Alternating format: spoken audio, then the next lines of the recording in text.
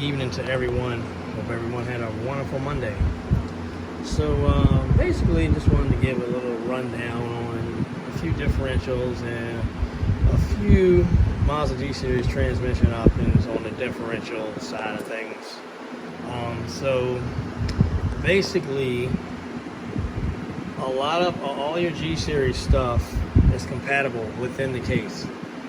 It doesn't mean, what I'm saying is, if you pull a G-Series apart for like a 95 Ford Probe GT, and then you pull a transmission and you pull a G-Series apart for like a 95 Escort GT, we all know that those two transmissions are totally different on the bell housing side. But if you split the bell housing, and the gear sets will interchange between the two.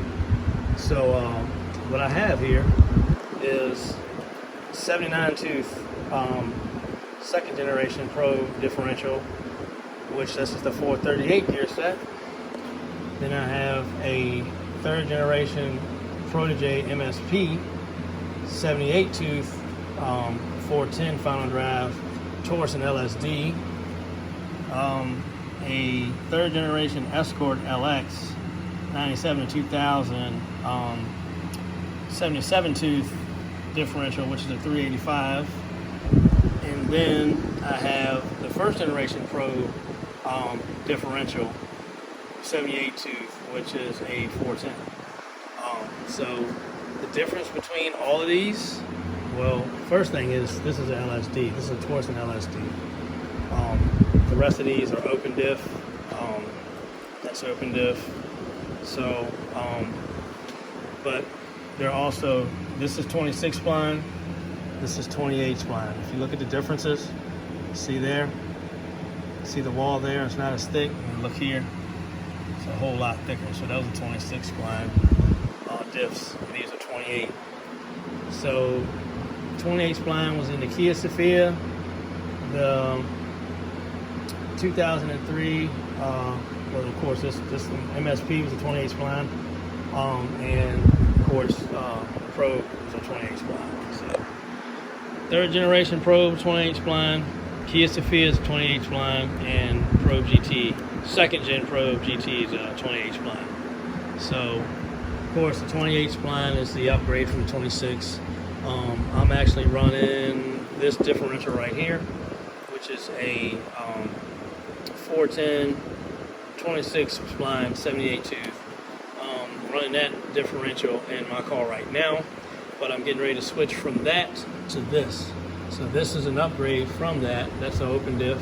This is a Torsen differential out of the MSP, Protege MSP, and I'll be swapping out to that because it's 28 spline rather than 26.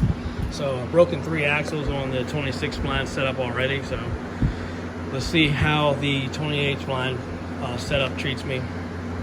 But I just want to kind of get on and touch on a few things. I know some people are confused about gear ratios and stuff like that. So here, there's a 77 tooth out of the third generation Escort LX, which is the SPI, not the Z-Tech. I know they're both 2.0, but this one is out of the 2.0 Z-Tech. I'm sorry, 2.0 SPI. That's the 385.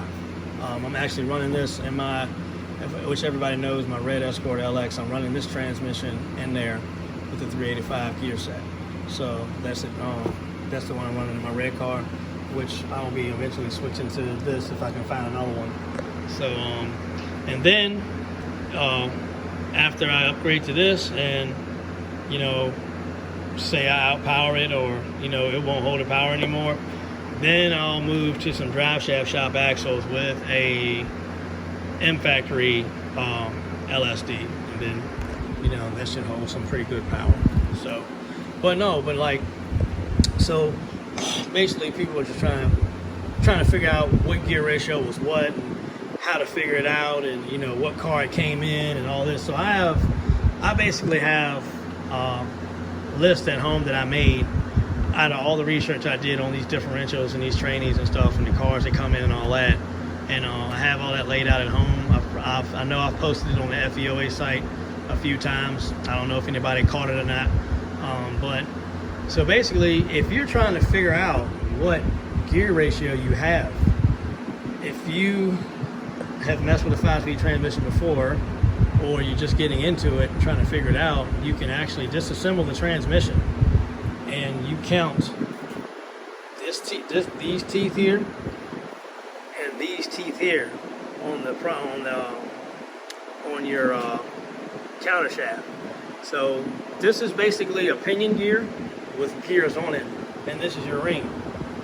So like a rear-wheel drive car, if anybody's familiar with a rear-wheel drive car has a pinion gear. So you have a pinion with one gear that drives the diff. Well, the front-wheel drive, that's your pinion right there, but it just has your gear. It has your gear tower on it. It has your gears on it, first, second, third, fourth. It has your gears on there. Unlike rear-wheel drive where it's just a straight shaft and just one gear to drive the diff. But this is the gear that drives the diff, and this is your pinion gear and this is your ring. So again, this is for people that really are not familiar with it and trying to figure it out. This is not for the people that have been in the escort game as long as I have. So it's just not trying to basically say nobody knows what they're talking about. I'm just doing this video because I figured I would, because I know some people have been hitting me on the back line about this stuff. So I figured I would go ahead and do this real quick while this was still out before I installed it. So but a lot of people also complain about these transmissions failing, under power and stuff like that. Normal driving, they're saying stock cars are tearing them up. Well, what I learned with these is the fluid that you use is very important, and the way you drive the vehicle, the way you treat it, the way you treat the transmission. So I've been running the G-Series in Donatello ever since 2020, so I'm on, I don't know how many seasons this is, but it's seen several passes on the dyno. Y'all see me running up and down the track with it, and it's held up pretty well. What tends to fail on them, of course, is, as we all know, these spider gears right here. They'll get wore off and start, once they run hard together for a while, they'll start to wear off and get loose. Then once they start getting loose, they start slipping, and then sometimes when they either slip or they break, under pressure. So, but I've had good luck with the G-Series, and I'm going to stick with them. I don't have any problems with them. I don't have the problems that everybody says every other person says they're having with them. So I'm going to continue to run them. But I'm going to continue to run them until, I guess, and it'll probably be the only transmission I run, because, I don't plan on swapping nothing else. So I'm just going to stick with it and do all I can do to make it work. You know what I mean? So some people have gone further than others to try to make it work. Some people say, screw it, I'm just going to swap to this. But I'm going to hang in here and work with this just like I did with the 1.9, and I found out a whole lot of little secrets. So also, you can actually switch these rings. These rings will switch out. You just have to, of course, grind your bottom side of your, grind those off, and then you can pop them out, and you can actually, stuff on paper here. I have my stuff organized, trying to get it right. You can actually grind those off, pop the ring off, and they'll work on either one of these housings. So there was a guy recently that took a Ford Pro GT with the 439 gear set, which is a 79 tooth ring with the 18 tooth pinion, and he swapped to the SPI ring and the SPI pinion. He swapped to the SPI ring and the SPI pinion, so he could keep his 28 spline, because he couldn't swap the disc, because if he swapped, of course, he would have had to go to a 26 spline, and I don't think he was going to be able to find a 26 spline to work on the probe, because on the probe it's got an intermediate shaft that bolts to the block, so it's going to be hard to find a 26 spline to work with that. So, but I just figured I'd get on here, guys, and just give you a quick rundown of that. Just real quick tonight, just like little part one or whatever. But if you guys, like I said, if you guys are trying to figure out what your gear ratio is, you take your ring gear and you divide it into your pinion, and that gives you your final drive. So like, this is an 18 tooth pinion with a 79 tooth ring. So those two divided together is 4.38. So there's your 438 final drive. Then you have your 78 ring with your 19 pinion, and that's going to be a 4.10, which is a 410 final drive. Then you're going to have your 77 tooth ring and your 21. Wait a minute, am I doing that right? Yeah, you're going to have your 77 tooth with your 21 ring. 21 pinion gear with the 77 ring, and that is going to be a 3.85, which is a 385 final drive. So that's basically how you get those. Another thing, guys, when you're messing with these transmissions, I know a lot of them got high mileage on them, and you know, another thing that'll kill them quick is these. If these bearings are really loose and wobbly and very sloppy, that will cause the differential to cock to one side, you know, or wherever. It won't be really centered, because this is what centers your differential.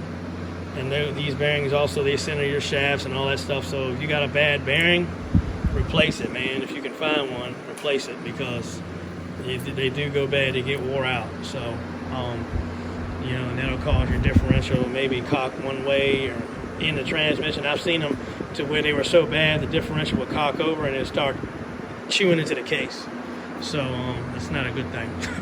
So, but and also you want to keep you know, you want to check your here you got your shims here. So you got to make sure when you pull them apart you get these shims, because some of these gear shafts, so there's a shim there, see? Shim right there. So some of these gear shafts, they require 2 shims per shaft. Some require 1 shim per shaft. Like this gear set here, this is the probe. This is a 2nd generation probe 438 gear set, and it only requires 1 shim per gear set. Now let me show you this. And also, here's your race that bearing rides in. So you also got to make sure that this race is in good shape. Well, that's just got dirt on it, but that race seems to be in good shape. It's still smooth. There's no pitting in it. So you always want to check that stuff. You know, and there's part numbers on the back here on, you know, they're made in Japan, of course. And then there's a part number right there. So you can do that. I try to keep all this stuff together and don't get it mixed up, because sometimes you get it mixed up, you know, your measurements for your tolerances and your you know, your clearances may be a little bit off, different. And like I'm showing you, so like I was saying, some of your gear shafts require, whoops, wait a minute, shit, sorry y'all. I forgot I moved the box back here. But some of your gear shafts, like this set, yeah, this is a 1991 Ford Probe gear set. So this gear set actually requires 2 shims per shaft. So like I say, guys, you got to be careful, and you got to be careful when you're messing with these and interchanging them. Just make sure that however many shims you have in your case, because it'll be, and then like when you pull a case apart, sometimes this shim will stick to the case, and you'll be like, oh fuck, where's the shim at? And then you be walking around the case, and the next thing you know, it falls out and you lost it. So just make sure that you keep up with the right races and the right shims. And make sure your bearings are in good shape. Fluid, man. Fluid is real important. So these transmissions from the factory, they use ATF. And as we all know, ATF is not designed for gear-to-gear trains. They say, well, that's what the dealer says use. Okay, yeah, whatever. I hear that. I hear that BS all the time. So basically, a gear-to-gear transmission has to have some kind of coating on the gear to keep it cool. Transmission fluid is not a good agent for that, because what happens is, you know, when you have gears that are meshed in together like that, and when those gears spin, they actually flash the fluid off. So basically, like I say, when you have 2 gears that mesh tightly together, it'll flash that fluid off. So once it does that repetitively, and when you have 2 gears that mesh together tightly, as a matter of fact, you see that, but you have two gears that mesh together tight like that, you know, of course they get warm. So when they get warm and they're continuously flashing off that transmission fluid, they get hot. So once they get hot, then the transmission fluid is only supposed to see a certain temperature. So once it reaches that temperature, it'll start breaking down, then it'll liquefy, and next thing you know, you got a set of gears that ain't coated, you know. And then that's when stuff starts breaking. You start breaking gears, you start chipping teeth, stuff like that. That's how it starts, you know. And just the gears become brittle when they get hot. You know what I mean? So you gotta make sure that you run the correct fluid for this stuff. Good fluid. I run 85 140 Lucas high performance heavy duty fluid, and I've run that all my 5 speeds, and they've lasted a lifetime with that in there. Racing them, driving them on the street, whatever. I had an F series transmission that lasted me 9 years in a 1.9 that ran low 13s, pulling one tire. It was an open diff like this, you know. I was pulling one tire, you know. And when I launch, as you guys see, I don't launch. I don't dump my clutch, man. I don't dump my clutch because that's the #1 killer to an open diff setup. An open diff setup is not made to have the clutch dropped on them, especially on these. I do what I can do to make them last long, and I've had good success, knock on wood. So, but I've had great success keeping them together. Like I said, you know, dropping the clutch is not good for them. I tend to feather my clutch a lot, and that seems to get the car out the hole pretty good, especially with a turbo on it. So, but even in the burnout box, I do a second gear burnout, and I let my clutch out easy to where the wheels are spinning because you're already in the wet. You're already in the partial water, so you know spinning shouldn't be a problem. You know, and then of course I roll through the burnout box up to the light. You know, and the tires are dry when they screech. So, but yeah, I figured I'd get on here, guys, and give you guys a little bit of knowledge on these G-Series transmissions and the different gear ratios, and you know, the different gear sets and stuff like that, and what you can use within a G-Series transmission. Anything that's got anything G-Series, anything G-Series is compatible, you can swap them around. But one thing I will also let you guys know on these rings have different thicknesses. Like this ring is 7/8 of an inch thick, and this ring is 1 inch thick. So these all three of these rings are 1 inch thick, and then this ring is 7/8 thick. So yeah, this ring is 7/8 thick. So I mean, you know, they're a little bit smaller, but they'll still work pretty good. But yeah, I just wanted to get on and, you know, give you guys a little bit of knowledge on that. It's for the guys that have been asking me about the transmission. I know my buddy Andrew Kelsey, he was one of the guys that was wondering about the gears and stuff and how they work, and like what would work with what car and what bell housing and all that. And I just actually got off the phone with him, so right before I started this video, so I told him I was going to do this. So for some people that were kind of lost on, you know, G-Series stuff. So like I said, guys, if you got any questions, any detailed questions like that, feel free to hit me up on Messenger. I'm on TikTok, I'm on Instagram, I'm on Facebook. So I'm on 4 sources of social media, so you guys can reach me anytime. I mean, I'll give you my number, you can text me or whatever too. You know, I don't mind helping. I know this stuff is getting harder and harder to find, so I try to get and collect all the stuff I can get G-Series wise, keep my stuff going. So you know, I get pro trainees, I get pro day trainees, you know, anything G-Series, man, that I can use parts of, I like it. So like I said, if you guys got any more questions on these G-Series transmissions, please feel free to hit me up. And like I said, the G-Series transmission comes in the 97 to 2000 Ford Escort LX SPI, also the ZX2 as well. The 2.0 ZX2 also has a G. The Mazda Protege 91 through 90 to 94 has a G. the 2000, 2003 as a G series. Not too sure about the 95 to 98. I'm not sure. I've never really messed with those cars, so I'm not sure if that car has that G series or not. The Kia Sophia 95 to 97 has the stronger trans case, has the 28 spline diff, all that stuff, and it's got, I believe that's got a 1-inch ring gear as well, rather than the 7/8 ring gear. So, but yeah, I figured I'd get on here, man, and share this with you guys. If you're wondering what these white marks are, these white marks mark the gear so I can count the teeth to verify each and every one of these and what they are. Same here, and same here.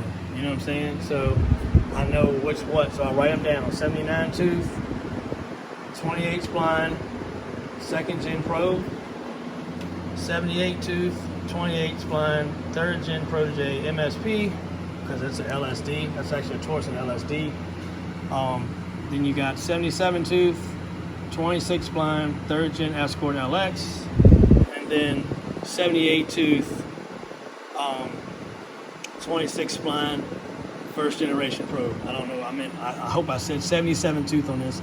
For some reason, I'm thinking I said 78, but yeah, it's a 77 tooth, 26 spline. So, if you can help it, I know the 28 spline intermediate shafts are getting harder to find.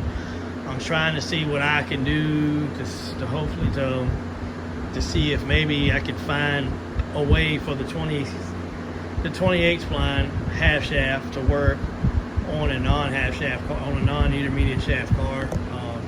Thinking about fabbing up a bracket or something like that for, like, if somebody want to do a 28 swap in a 1.9 or something like that, you know, just play with that, take around with it, you know, so that way everything's interchangeable. That's what I'm trying to make it to where I can use any transmission without, you know, without having to go too crazy on a modification on the one between the 1.8 and the 1.9. So I'm trying to do that. But also, while I'm thinking about it, my wife, everybody knows, so she runs this car here. That's my wife's car. And of course, anybody that doesn't know, that's my red LX 1.9 turbo. And of course, that's Donatello. So you got Donatello, you got Slushbox, and you got Raphael. And you know, her car, the white one, she runs a automatic 48T-F trans. So she's on the auto, and I'm getting ready to pull the valve body out of that transmission because we're having a little bit of issues with the pressure and drive, but the other ones are fine. So I'm probably got a stuck valve or stuck solenoid, something like that. But her transmission is a 3-speed with overdrive, and it's a 374 final drive. In the GTs, the 48T automatic is a 374 final drive, 3-speed overdrive. The 1.9 liter Escort 2nd gen 48T-F transmission is a 355 final drive, 3-speed with overdrive. So the automatics between the GT and 2nd gen and the LX on the 2nd gen, the LX is a 355 final drive and the GT is a 374. Both of them are 3-speed with overdrive.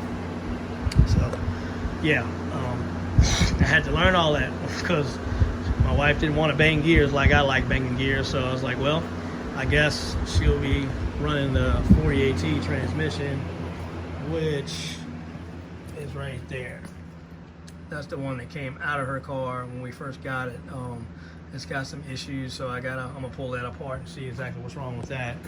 But in the meantime, when I pull hers apart, I'm going to install this shift kit here, this Transgo shift kit we got for it.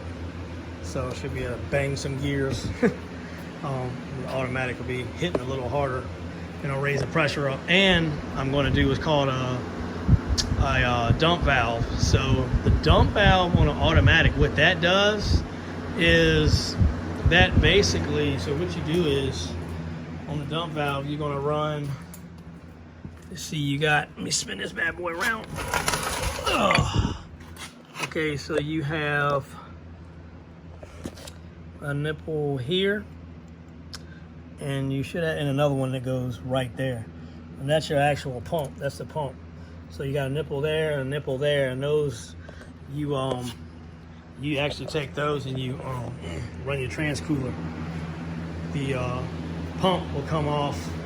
You'll have the one come off the pump, go through the transcooler, and then you'll have the other one, of course, it'll come out the transcooler and go back into the valve body. So basically, the job of the dump valve is you're going to tie a T between your pump and your transcooler. All right, and then you're going to go back to the transcooler and then back into the valve body. So the dump valve is a solenoid. You can use any type of, well, the type of solenoid I'll be using is a nitrous express. It'll be a nitrous express fuel solenoid. I think it's like 103 or something like that. I can't remember. But anyway, because a friend of mine was telling me what it was, but I can't quite remember. So anyway, when you activate that solenoid, what it does is it pulls takes some of the fluid off the converter, which actually loosens it up. So instead of her pushing through the brake now, when she locks the brake down and matches the gas, she'll be able to leave at 3200 without the car trying to push through the brake. So basically how it works is it's going to take the fluid that's being pumped through the cooler and back into the valve body. It's actually going to take the fluid out of the pump. It's going to go through the solenoid, and the solenoid is actually going to feed it back into the pan. It's going to dump it into the pan, which will keep the fluid off of it'll keep the fluid off the torque converter. So that'll actually loosen the converter up, and then you can spin the RPMs up better because the converter won't be as tight. And then when the light comes down, she just lets go of the button. It's almost like a trans brake, and she lets go of the button and it takes off. But I'm gonna have to get some kind of two-step for it or something like that to to get it to where she can actually hold it right there at 3200, something like that. But yeah, that'll be awesome to put together. I can't wait to get that set up together. That's gonna be pretty fun for her. Gonna be pretty fun for me too, because at some point we're gonna have to race. So but yeah, I just want to give everybody a little knowledge on the transmission parts for escorts and stuff like that. Different trainings that come in other vehicles that also work with the escort, so that are compatible with it. So because a lot of people are like, well, we can't use that because of this. But when you split the case on any G series, man, like those gear shafts are all similar. So they're all identical, man. And I've swapped around a few of them. I like the F series. Anything F series is compatible. I messed around and swapped around some F series, and I had a 410 F series at one time, man. And my 1.9 was quick, boy, with that thing. But it didn't last long because, of course, I was running ATF and I was beating the shit out of it all the time, and I didn't know no better until started doing the research. And everybody that tries to figure out how my transmissions are lasting so long is because I run, the heavy duty gear oil in it. I don't kill it trying to come out of the hole. I'm feathering the clutch, which in all nationality, man, like that's the way a lot of big time racers that are running like 7s and 8s, they're not dumping the clutch at like 10,000 RPMs or 8,000 RPMs or wherever they're leaving at, man. These guys got slipper clutches and they got, clutch delay valves and all that stuff, man. So it saves the drivetrain, saves the axles, saves the diff, and it keeps the car from breaking parts and it keeps it from spinning. Because when you drop the clutch, only thing you're doing is you're shocking the drivetrain every time you do that. So just imagine every time you leave, this is what you're doing to the drivetrain. And it's not good for it at all. It's not made for that. It's not made for a competitive clutch drop every single time you get up there, because something's going to break. You're going to tear something up. I don't care if it was a high performance transmission. I don't care.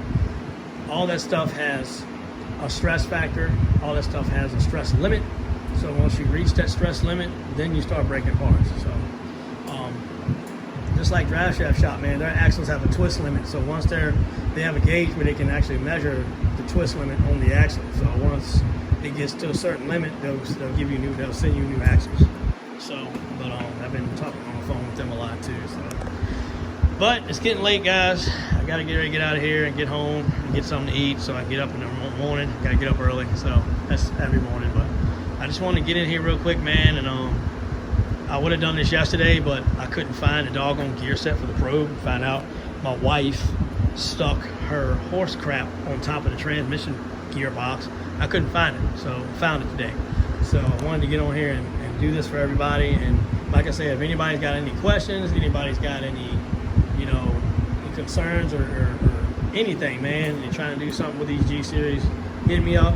I don't mind helping you guys. A few of y'all got my number. A lot of y'all know how to get in touch with me. So, I mean, even with F-Series stuff, man, I'm good with that. You know, I mean, I ran an F-Series for a long time and had it last me 9 years. So, if you guys decide you don't want to go to the G series in the 1.9, you can still run the F. Just same concept. You know what I mean? That's all I did. And to let everybody know, the SPI transmission will bolt up to the 1.9 from 91 to 96. It will bolt up. It'll bolt up all but one bolt. It's because the oil pans are a little bit different, and the oil pan bolt, I believe, to the front of the engine is the one that won't line up because the hole is in the wrong spot. But other than that, everything lines up. The starter, you have to swap the flywheel, the clutch. You have to swap the transmission engine mount bracket underneath. You have to change the bracket. You have to change the mounts, all that stuff. So if you decide to do a SPI to 1.9 transmission swap, get the flywheel, get the clutch, get the slave cylinder off it, or buy a new one. But you have to use the slave cylinder for SPI. You have to get the lower cradle that holds both lower trans mounts, and you have to get both of those trans mounts, because those cradles from the 2.0 transmission and the 1.9 transmission are different. So I learned that the hard way, which I already knew that the back mount had a wider center spread on the studs. I knew that, but I was trying to use the SPI transmission with the mount for the 1.9, and it does not work. So take that advice, guys. If you're trying to do an SPI swap, you got questions, just hit me up. But like I said, they work all but one bolt. Only one bolt doesn't line up. And you have to use all the cradle, the whole cradle. You have to use the mounts for the cradle, for the transmission. You have to use all that, the clutch, the flywheel, everything. So top mount, all that stuff. So everything bolts right up in place. ZX2 trans, it does bolt up, but I think quite a few bolts don't line up. There's one guy on here on FEOA that's actually done that Z-Tech to 1.9 swap, and I think he ended up making an axle because, of course, the ZX2 has a half shaft, I believe, and he just made an axle work. So, but anything 1.9 to 2.0 SPI, you guys can hit me up if you have any questions.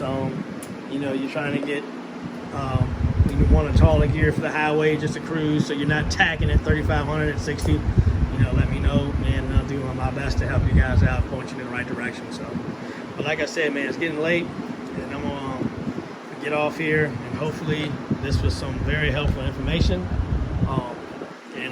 Like I said, guys, I'll do what I can to help you guys out on these transmissions. So, all right, hope everybody has a wonderful night.